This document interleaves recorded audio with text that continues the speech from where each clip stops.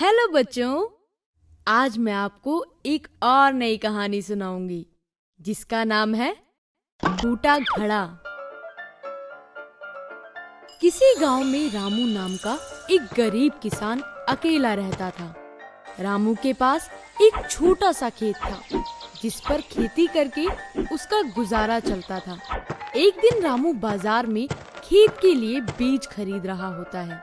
तभी उसकी नजर दो बड़े और सुंदर घड़ों पर पड़ती है।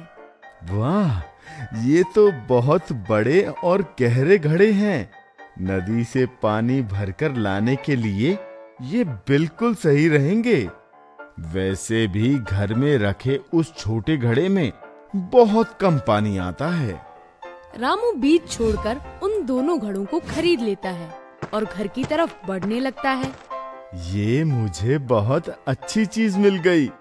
कल से मैं हर रोज इन्हीं दोनों घड़ों में पानी भरकर लाया करूंगा। मुझे यकीन है इनका पानी मेरे लिए बिल्कुल भी कम नहीं पड़ेगा। ये सब सोचते हुए रामू घर पहुंचता है। अगली सुबह वो एक डंडे के दोनों किनारों पर रस्सी की मदद से घड़ों को बांध देता है और वो नदी की तरफ चल पड़ता है। रास्ते में वो एक कच्चे और बेजान रास्ते से होते हुए नदी के पास पहुंचता है और दोनों घड़ों को पानी से लबालब भर लेता है। वाह रे वाह, इतने सारे पानी से तो पूरे दिन का काम हो जाएगा। मजा आ गया। अब तो मुझे 2 दिन तक यहाँ आना ही नहीं पड़ेगा। इसी खुशी में रामू पानी लेकर गाता गुनगुनाता घर की तरफ चलने लगता है। घर पहुंचकर वो जैसे ही घड़ों को जमीन पर रखता है, वो देखता है कि एक घड़े में पूरा और दूसरे घड़े में आधा पानी है। ये देखकर वो समझ जाता है कि एक घड़ा फूट चुका है। ये घड़ा तो फूट गया। फूटे घड़े को देखकर रामू कुछ सोचने लगता है। तभी उसे एक तरकीब सूझती है। अरे फूटा हुआ है तो क्या हुआ, मेरे पास इसके लिए भी काम है। इसके बाद रामू दोनों घड़ों का पानी मिट्टी के एक बड़े बर्तन में पलट देता है और खेत में काम करने चला जाता है। इसी तरह दिन बीतते जाते हैं और रामू हर रोज दोनों घड़ों को लेकर नदी पर जाता रहता है। ये देखकर फूटे घड़े को खुद पर शर्म आने लगती है। मैं फूटा हुआ हूँ, ये बात पता होने के बाद भी मालिक रोज मुझे अपने साथ नदी पर लेकर जाते हैं। मुझे बिल्कुल अच्छा नहीं लगता।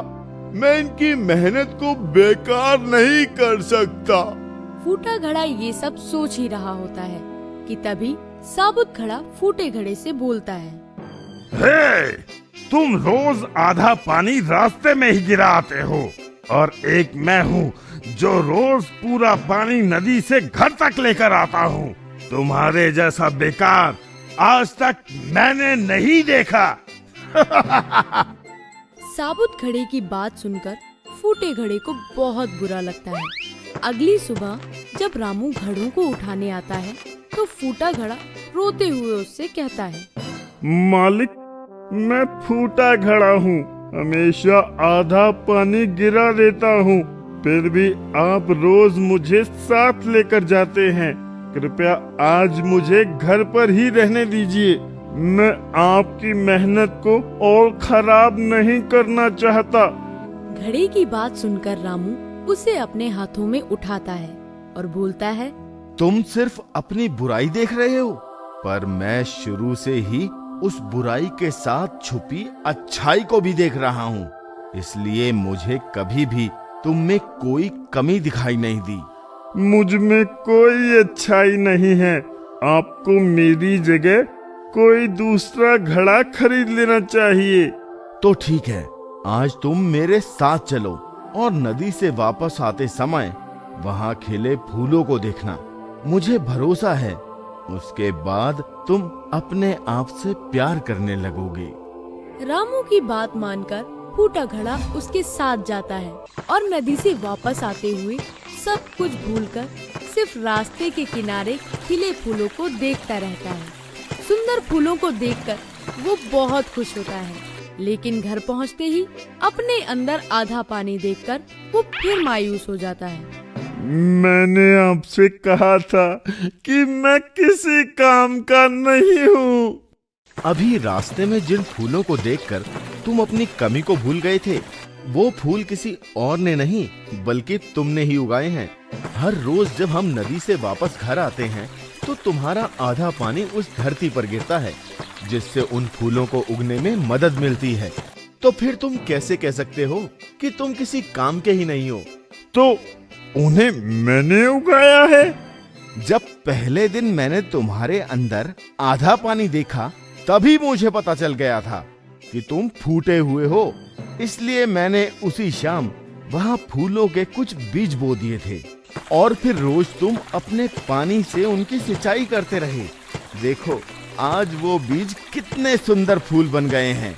सिर्फ तुम्हारी वजह से आज वो बेजान रास्ता भी खुशनुमा हो गया है और मेरी मदद भी हो गई। इन सब में आपकी मदद कैसे हुई?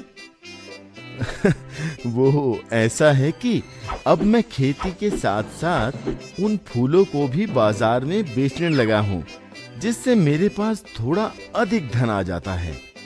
उस धन से मैं खेत के लिए ज्यादा और अच्छे बीज खरीद लेता हूँ। ये सब तुम्हारी वजह से ही हो पाया है, इसलिए आज के बाद कभी खुद को बेकार मत समझना।